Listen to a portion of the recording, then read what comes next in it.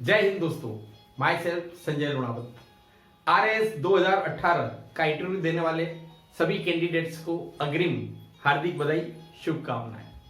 मैं आपको बता दूं, मैं आरएएस का इंटरव्यू 3 बार दे चुका हूं, इसलिए मैं थ्योरेटिकली बात नहीं करूंगा।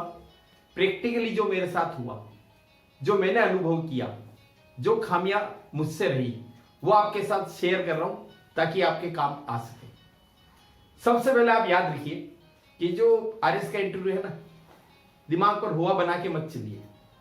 ये आरपीएससी द्वारा एक सर्वोच्च राजस्थान लेवल के प्रशासनिक पद का जो विशिष्ट उद्देश्य हेतु सामान्य वार्तालाप है, इसलिए बिल्कुल सहज रहे, सरल रहे और तनाव मुक्त रहे। बिल्कुल बी पॉजिटिव और इसमें कॉन्फिडेंस बनाए रखें, क्योंकि सबसे बड़ा रोल आपके आत्मविश्वास का है। यहां पर मैं आपको बता दूं कि आरएस के इंटरव्यू का महत्व क्या है, आपको बताइए, क्योंकि आपने मेन एग्जाम क्लियर करी है। उसकी जो टोटल मार्क्स होते हैं 800 और इंटरव्यू होता है मात्र 100 नंबर का। कई बार हम लापरवाही में ले लेते हैं। यदि आपने 800 मार्क्स में बहुत अच्छे नंबर लाए हैं, है ना, और इस 100 नंबर में गड़बड़ हो जाए तो भी कहीं ना कहीं कुछ इंपैक्ट आएगा। कैसे आएगा बता देता हूं। अभी 1051 पद है और 2010 कैंडिडेट है। अब यानी हर 2 कैंडिडेट में से एक कैंडिडेट का सिलेक्शन होना है। एकाध नंबर भी ऊपर नीचे होने से हो सकता है कि इसकी मेरिट डिस्टर्ब हो जाए। हो सकता है सिलेक्शन तो आपका हो गया, लेकिन आप जो मन चाहा कैडर चाह रहे हैं वो 1-2 नंबर से ऊपर नीचे हो जाए, फिर लाइफ टाइम आप अफसोस करेंगे। या अपने मन चाहे जो आरएस चाह रहे हैं, आप आरपीएस चाह रहे हैं, जो भी चाह रहे हैं, उससे अलग किसी दूसरे कैडर में अपना जीविका निर्वाह के लिए मजबूर रहेंगे। इसलिए कतई भी लापरवाही नहीं करें। इसका मतलब ये नहीं कि डरे आप, डरना भी नहीं है, डरना मना है। यहां पर ध्यान रखिए कि जो ये इंटरव्यू है ना, आपके नॉलेज का टेस्ट नहीं है। आपके नॉलेज का टेस्ट प्री और मेन एग्जाम में हो चुका है। यह है आपका पर्सनालिटी टेस्ट, व्यक्तित्व परीक्षण। और पर्सनालिटी रातों रात नहीं बनती है, सतत साधना है। यह वीडियो ऐसे स्टूडेंट जो देख रहे हैं, जो भविष्य में आरएस देंगे, मैं उनको बता दूं कि अपनी पर्सनालिटी पर आप अभी से काम करना शुरू कर दीजिए। अब वापस मैं मूल इश्यू पर आता हूं, इंटरव्यू की तैयारी। सबसे पहले आप लोग, यानी जिनका भी इंटरव्यू है, वह आरपीएससी का हेडक्वार्टर आपको बताइए अजमेर में है, तो आप अजमेर शहर में अपने इंटरव्यू की जो डेट है उसके 2-3 दिन पहले पहुंच जाइए। अब इससे क्या फायदा होगा, वहां के माहौल से आप फेमिलियर हो जाएंगे, प्लस आपसे ऑलरेडी वो जो स्टार्टिंग वाले दिन जिनके इंटरव्यू है उन कैंडिडेट को छोड़कर आपके पहले जिन लोगों के इंटरव्यू हो चुके हैं ना, आप वहां पर जाइए, उनसे बात करिए। अब क्या फायदा होगा, आपको बोर्ड का रुझान पता चलेगा कि किस तरह के क्वेश्चंस पूछे जा रहे हैं, क्वेश्चंस का पैटर्न क्या है, और नॉर्मली अधिकतर क्वेश्चन रिपीट्स भी होते हैं। अब सोचिए कि आपने किसी क्वेश्चन की तैयारी कर रखी है और बोर्ड में वही क्वेश्चन पूछ लिया, तो क्या फायदा होगा, आप बहुत कॉन्फिडेंट विद फैक्ट बहुत अच्छे से जवाब दे पाएंगे। डेफिनेट इसका असर आपके इंटरव्यू के मार्क्स पर पड़ेगा ही पड़ेगा, प्लस आप मेंटली प्रिपेयर भी हो जाएंगे। तो जो एक इंटरव्यू के पहले का जो बिल्कुल तनाव वाला जो माहौल होता है ना, आप उससे रिलैक्स कूल हो जाएंगे। अब यहां पर देख लीजिए कि इंटरव्यू वाले दिन अपन क्या करें। ठीक है, तो जिस दिन आपका इंटरव्यू है ना, उसके एक दिन पहले नाइट में आप अच्छी नींद ले लीजिए, नहीं तो अगले दिन आपकी रातों की नींद उड़ी हुई है, उसका असर आपके चेहरे, आपकी लुक, आपकी आउटर पर्सनालिटी पे भी आएगा। और जिस दिन आपका इंटरव्यू है उस दिन आप निर्धारित समय से थोड़ा सा पहले पहुंच जाए, नहीं तो हड़बड़ाहट में कई बार होता है ना, गाड़ी, टेम्पो, टैक्सी लेट हो जाते हैं। मेरे साथ ऐसा हो चुका है, इसलिए मैं बात शेयर कर रहा हूं। प्लस सारे डॉक्यूमेंट्स आप इससे जब घर से निकले ना, तभी सारे डॉक्यूमेंट्स प्रॉपर वे में लेके जाएं। कई बार ऐसा हो सकता है कि कोई सर्टिफिकेट आपके नहीं बन पाया हो, रिलैक्स, वो आपको मौका देंगे, वहां आपसे एक फॉर्म भरवाएंगे, इसलिए आप उन सारी हड़बड़ाहट को अपने ऊपर हावी बिल्कुल भी नहीं होने देंगे। फिर देख लीजिए, इंटरव्यू वाले दिन आपको लाइट डाइट लेनी है, जूस वगैरह भी पी सकते हैं आप, ताकि बोर्ड में आप कहीं थके हुए, भूखे या ज्यादा खाना खा लिया तो उनिंदापन सा नहीं लगे। अब एक और क्या ध्यान रखना आपको, देखिए, जो दिखता है सो बिकता है। तो जब आप बोर्ड के सामने जाएंगे ना, उस समय आप बिल्कुल यंग, इनर्जेटिक और एकदम काइनेटिक डायनामिक लगना चाहिए। इसके लिए मैं आपको बता ही चुका हूं कि कुछ जो आप अपनी पर्सनालिटी पर जितना वर्क कर चुके होंगे या आप करिए एक्सरसाइज वगैरह। अभी इंस्टेंटली आपको क्या करना है, सबसे पहले ड्रेस सेंस पर बात कर लेता हूं। याद रखिए कि जो ऑफिशियल ड्रेस क्या मानी जाती है, लाइट कलर का फुल स्लीव्स का शर्ट और ब्लू पैंट।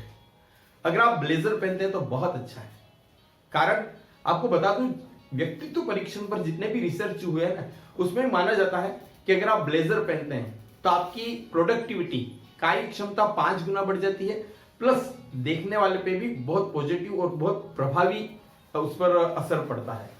और इसके अलावा नीले कलर का आपको ब्लेजर पहनना ही है। इसके अलावा अगर आप चाहें तो लाइट कलर के पैंट और लाइट कलर का शर्ट और नीली पैंट में भी जाए तो कोई दिक्कत नहीं है, पर ब्लेजर पहन लीजिए, मेरी तो यही सलाह है। सबकॉन्शियस मन में आपको पता है कि सबसे पहले आदमी किसको नोटिस करता है, जूते को। तो काले जूते आप पहनिए, ये जो आपकी ड्रेस है और ये जो आपके जूते हैं, ऐसा नहीं कि आप बिल्कुल शादी वाले दिन की तरह पहली बार ही पहन रहे हैं, 2-3 बार पहले पहना हुआ होना चाहिए, ताकि उस दिन आपको कहीं इरिटेट महसूस नहीं हो, आप उस ड्रेस में उन जूतों में अपने आप को कंफर्ट फील करें। अब इसके साथ आपकी जो हेयर कट है वो मीडियम होनी चाहिए।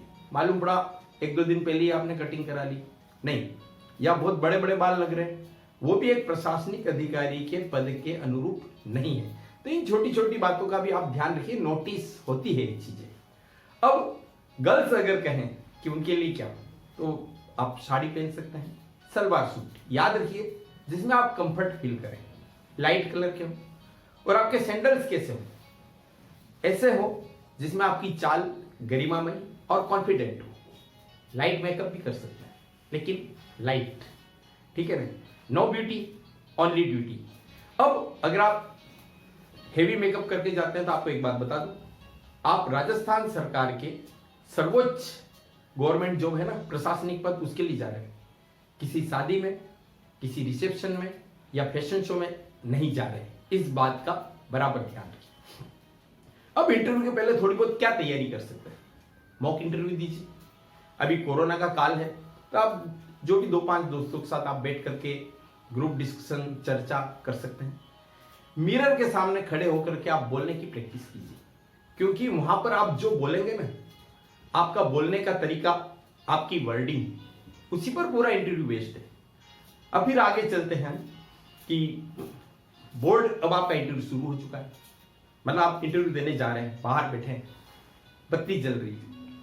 दोस्तों, मैंने महसूस करा है वह समय सबसे ज्यादा मेंटल प्रेशर का होता है जब अंदर किसी कैंडिडेट का इंटरव्यू चल रहा है और आप बाहर बैठे हुए। जब आप अंदर जाते हैं तो जाते से ही जैसे आप दरवाजा खोले, अभिवादन कीजिए, बोर्ड आपको चेयर ऑफर करे, आप धन्यवाद देते हुए उस पर बैठे, चेयर पर संतुलित बैठे, ऐसा नहीं बिल्कुल आगे झुक गए, ऐसा नहीं पीछे टीक करके बैठ गए, ठीक है।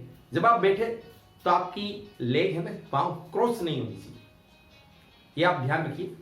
और इसके साथ ही आपने देखा होगा हमेशा अधिकतर साथी किस मोड में रहते हैं, वाइब्रेशन मोड में, पैर हिल रहे हैं, हाथ हिल रहे हैं, नहीं, ये नहीं करना, इससे आपके लूज कॉन्फिडेंस इंपैक्ट होता है, वहां दिखाई देता सामने।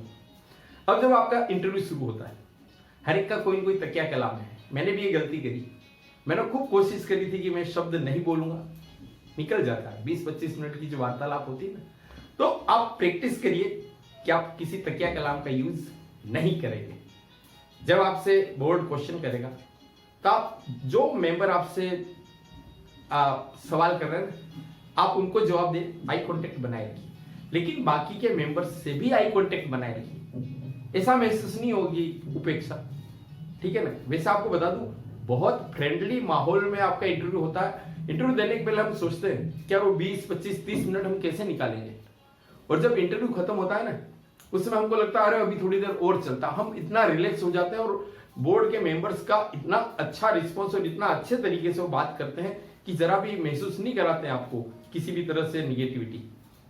अब यहां पर इंटरव्यू के दौरान आपका प्रेजेंटेशन क्या हो, यह इस वीडियो का सबसे महत्वपूर्ण पार्ट है, और यह आपके जीवन का भी।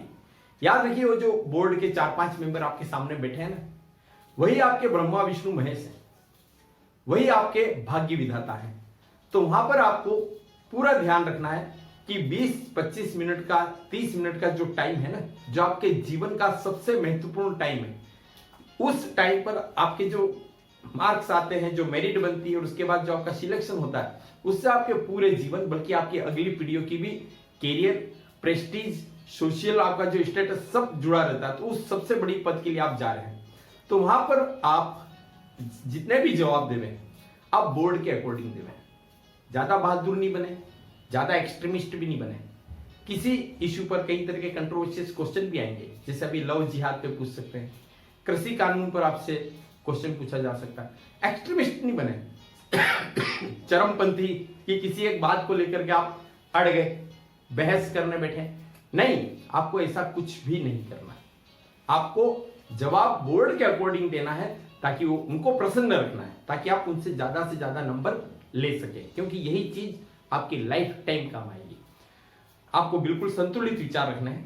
अब कई बार हमको प्रश्न का जवाब नहीं आता, आएगा भी नहीं, ऐसा जरूरी है नहीं कि हर व्यक्ति को हर समय हर सवाल का जवाब आए, है ना। तो नहीं आया तो आप गुमराह नहीं करें, उन्हें घुमाने की कोशिश नहीं करें, इससे और ज्यादा वो चिढ़ जाते हैं। विनम्रतापूर्वक मना कर दीजिए कि सॉरी सर, मुझे इस बारे में अभी पता नहीं, मैं इसके बारे में जानने की कोशिश जरूर करूंगा, ठीक है, आप ऐसा बता सकते हो उनको। तो इससे कोई निगेटिव इश्यू नहीं होगा। अब अगर आप घुमाते हैं ना, तो आपको एक बात बता दूं, आपकी उम्र कितनी होगी? 22, 23, 25, 30, 35 साल, यही ना। आपके सामने 4-5 जने बैठे होंगे ना, उनकी उम्र नॉर्मली 50 वर्ष से ज्यादा की होगी, अपवाद हो सकता है। तो अगर 5 जने भी बैठे हैं, तो इधर आप 30 साल और उधर सामने 5 × 50 250 साल का एक्सपीरियंस, बताइए आप कैसे। और वो वहां इंटरव्यू बोर्ड में बैठे तो बेवकूफ तो है नहीं, आपसे कई गुना ज्यादा उन्होंने दुनिया देखी। आपका कौन सा इंटरव्यू होगा? मैंने 3 इंटरव्यू दिए, आपका हो सकता है पहला हो, दूसरा हो, तीसरा हो। उन्होंने ऐसे सैकड़ों हजारों इंटरव्यू लिए हुए होते हैं, इसलिए वहां ज्यादा होशियार बनने की आपको जरा भी जरूरत नहीं है। ये बात आप ध्यान रखिए। और मैं आपको पहले ही बता चुका हूं कि आप किसी राजनीतिक या धार्मिक मंच पर नहीं है, वह प्रशासनिक मंच है। तो वहां आपका जवाब फैक्ट्स पर पक्षपात से बिल्कुल अलग और सकारात्मक और बहुत व्यवस्थित होना चाहिए। कई तरह की अनपेक्षित परिस्थितियां, उतार चढ़ाव आपके सामने उस इंटरव्यू के दौरान आएगी, लेकिन आपको जरा भी विचलित नहीं होना है, सकारात्मक बने रहना है, धैर्य बनाए रखना है। यहां पर आपको एक चीज और बता दूं कि वहां पर अब आपको तो अपना पूरा जीवन, पूरा कैरियर उनसे लेना है ना, तो आपका अप्रोच क्या होना चाहिए? Marketing approach. आपके अंदर जितना भी द बेस्ट है वह उनके सामने प्रस्तुत करना है। उनको नहीं पढ़िए, ये गरज अपनी है कि अपने अंदर का द बेस्ट वे, जो अपने अंदर का जो द बेस्ट है ना, उसको द बेस्ट वे में यानी बेहतरीन तरीके से उनके सामने प्रस्तुत करें। अब वो जो सवाल पूछते हैं, तो अपने में इतनी समझ होनी चाहिए कि उन सवालों के जवाब इस तरह से देवें कि उसको अपने फेवर के फील्ड में अपन ला सके। क्योंकि अगर अपने फेवर के क्वेश्चन आएंगे तो हम बहुत अच्छे से जवाब देंगे और उससे हमारा कॉन्फिडेंस बढ़ेगा। और याद रखिए, परिस्थितियों का रोना नहीं रोना है। आप ये सोचेंगे कि आप बोर्ड की सहानुभूति अर्जित कर लेंगे, अरे भाई आप किसके लिए जा रहे हो? आप आरएस या राजस्थान की सर्वोच्च प्रशासनिक पद के लिए जा रहे हो। वहां कोई रोता धोता व्यक्ति नहीं चाहिए, वहां चाहिए फुली कॉन्फिडेंट कि परिस्थितियां कितनी भी खराब हो आप उनसे पार पालेंगे। नर्वस बिल्कुल भी नहीं होना है। जवाब जब भी देवे ना, तो जरूरत से ज्यादा आप आदर्शवादी या सिद्धांतवादी बातें मत करिए, यथार्थपरक जवाब दीजिए और ईमानदारी से जवाब दीजिए। याद रखिए, मन की गहराई से जो आवाज निकलती है ना, जो जवाब निकलता है ना, तो आपकी बॉडी लैंग्वेज, आपकी आत्मा उसका साथ देती है।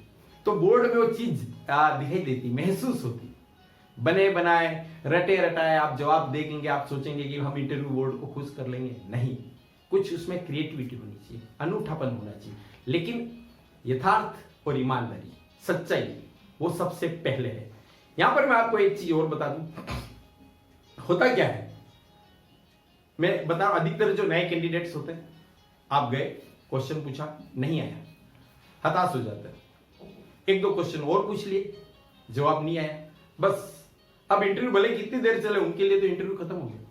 नहीं, ऐसा नहीं है। याद रखिए, कोई केबीसी थोड़ी ना है कि आपने सवाल का जवाब नहीं दिया था आपको बस भैया खत्म, आउट। नहीं, ऐसा नहीं है। नहीं आपकी कोई मौखिक परीक्षा है, नहीं कोई आपके प्रैक्टिकल एग्जाम का वाइवा है, कि भाई आप जो जवाब दोगे उस पर आपके मार्क्स है। अरे मैं पहले ही बता चुका हूं, ये आपके नॉलेज का टेस्ट नहीं है, पर्सनालिटी का टेस्ट है।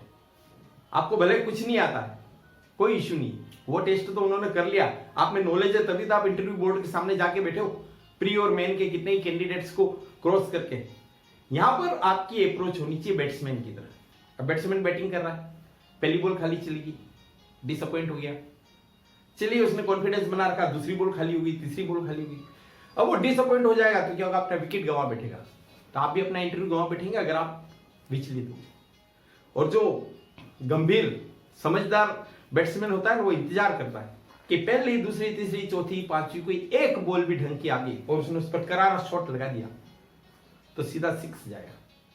तो आपसे हो सकता है कितने ही सारे क्वेश्चन पूछे जाए, लगातार वो क्वेश्चन गलत बैठे हो, आपको घबराने की जरूरत नहीं है। मैं पहले कह चुका हूं, हर व्यक्ति को हर समय हर सवाल का जवाब आए ऐसा संभव ही नहीं, चाहे वो मैं हूं, चाहे आप हो, चाहे वो बोर्ड में बैठे हुए माननीय सदस्य। इसलिए आपको जरा भी विचलित नहीं होना, आपको अपना विकेट नहीं खोना है। अब देखिए उस दिन बोर्ड में नॉर्मली क्या क्या क्वेश्चन आ सकता है, ठीक है। एक तो आप उस दिन का न्यूज़पेपर पढ़ के जाइए, क्योंकि मेरा एक इंटरव्यू उस दिन के पेपर पर ही पूरा बेस्ड रहा कि उसकी जो खबर आई थी, ठीक है ना। करंट पर आपकी बहुत अच्छी पकड़ होनी चाहिए। ये अभी जैसे कोरोना वगैरह चल रहा है तो इसके बारे में आपको थोड़ी तथ्यपरक जानकारी होनी चाहिए। उंगलियों में और हाथों में जो आप कड़े हैं, डोरी है, अंगूठिया है, नहीं पहने तो ही अच्छा है। अगर पहने तो आपको पता होना चाहिए कि उस उंगली के उस स्टोन में उसकी क्या प्रॉपर्टीज है, क्योंकि अब लड़कियां हैं, अगर वो गहने पहन के जा रही है तो उन गहनों के बारे में भी आइडिया होना चाहिए। ये चीजें बोर्ड को सामने नजर पड़ती तो उन पर भी कोई क्वेश्चन आ सकता है। कुछ क्वेश्चंस ऐसे भी हो सकते हैं कि आपके नाम पर, कि भाई आपके नाम का क्या अर्थ है, इस नाम के और कौन कौन सेलिब्रिटीज हैं, ठीक है। आपकी हॉबी वाला जब आपसे फॉर्म भरवाएंगे ना तो उसमें हॉबी वाला एक कॉलम होगा, तो जब आप हॉबी लिख रहे हैं तो अपनी हॉबी के बारे में पता होना चाहिए। यूं नहीं कि कुछ भी लिख दिया, जवाब दिया। अगर आप जवाब देने की स्थिति में नहीं है तो फिर हॉबी वाला कॉलम मत भरिएगा। आपके आदर्श व्यक्तित्व कौन है, उनसे आप क्यों प्रभावित है, आपका होम टाउन, आपका होम डिस्ट्रिक्ट, उसकी क्या विशेषता है, उससे जुड़ी हुई क्या खास बात है, शैक्षणिक पृष्ठभूमि, आपने किन किन स्थानों से, कौन कौन सी शिक्षा संस्थानों से कौन कौन सी डिग्रीज, कौन कौन सी पढ़ाई की है, तो वहां के बारे में भी आपसे पूछा जा सकता है। मुझसे पूछा गया था इसलिए बता रहा हूं। यहां पर एक इशू आता है कि हमारा अधिकतर जो कैंडिडेट होता है वो मेच्योर होता है, पोस्ट ग्रेजुएट कर रखी होती है, पर वो सब्जेक्ट छोड़े हुए लंबा टाइम हो चुका होता है। अब अगर उसके बारे में क्वेश्चन पूछे ना तो आप विनम्रतापूर्वक मना कर दीजिए कि मुझे सब्जेक्ट या छोड़े हुए इस लाइन को लंबा टाइम हो गया तो मुझे आइडिया नहीं। हम क्या करते हैं, झिझकते हैं कि हम ऐसा बोलेंगे तो निगेटिव इंपैक्ट पड़ेगा। अरे निगेटिव इंपैक्ट कब पड़ेगा, जब आप उस अपने बोर्ड को उस सब्जेक्ट से अपना अनटच वाली बात नहीं बताएंगे और बोर्ड हो सकता है उसी चीज पर लगातार क्वेश्चन पूछा जाए और वो बोर्ड वाले क्वेश्चन पूछ रहे आपके पीजी के सब्जेक्ट पे आप जवाब नहीं दे रहे, देन डेफिनेट उस समय जरूर निगेटिव असर पड़ेगा, ठीक है। अब आप यहां पर थोड़ा सा और ध्यान रखिए कि अपना जो है ना, अगर आप ऑलरेडी जॉब में हैं या आपने कोई सरकारी सेवा में किसी पद पर है तो उस पद से जुड़े हुए दायित्व, कर्तव्य, वहां रहते हुए आपने क्या क्या इनोवेशंस, नवाचार किए, क्या क्या उपलब्धियां हासिल करी, उन चीजों के बारे में भी आपको पूछा जा सकता है। फिर आपके प्लस पॉइंट, नेगेटिव पॉइंट, हम आपको इस सेवा में क्यों लें, आप इस फील्ड में क्यों आना चाह रहे हैं, सरकारी योजनाओं की जानकारी, जिस दिन आपका इंटरव्यू है उस दिन की कोई ऐतिहासिक पृष्ठभूमि हो, कोई विशेषता हो, तो ये सारे क्वेश्चंस आपको पता होना चाहिए। और भी कई तरह के क्वेश्चंस हैं, पर मेरे ख्याल से अभी आज की इस वीडियो में इतनी जानकारी आपके लिए बहुत है, काम आएगी। पुनः अग्रिम बधाई, शुभकामनाएं, धन्यवाद, जय हिंद।